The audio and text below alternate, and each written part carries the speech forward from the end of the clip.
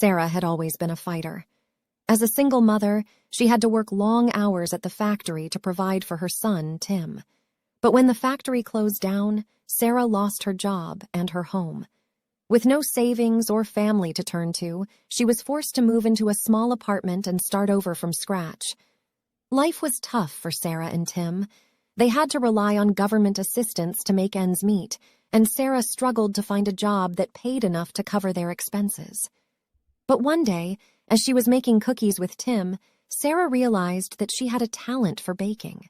Her cookies were delicious and had a special touch that made people smile.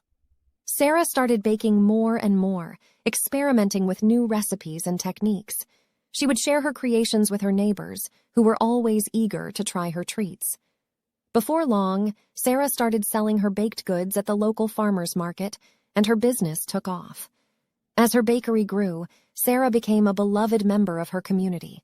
Her cookies, cakes, and pies were a staple at birthday parties, weddings, and community events. People would come from miles away just to taste her creations, and Sarah's bakery became a gathering place for friends and neighbors. But more than the success of her business, Sarah found true happiness in the joy she brought to people's lives. She loved seeing the smiles on their faces when they took a bite of her delicious cakes, and she cherished the friendships she made with her customers.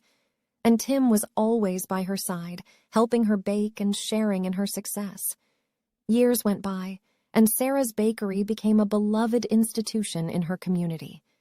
She had come a long way from the day she lost everything, but she had found something more valuable than material possessions, a talent for baking that brought joy to people's lives, and a sense of purpose that gave her strength to keep going, even in the toughest of times.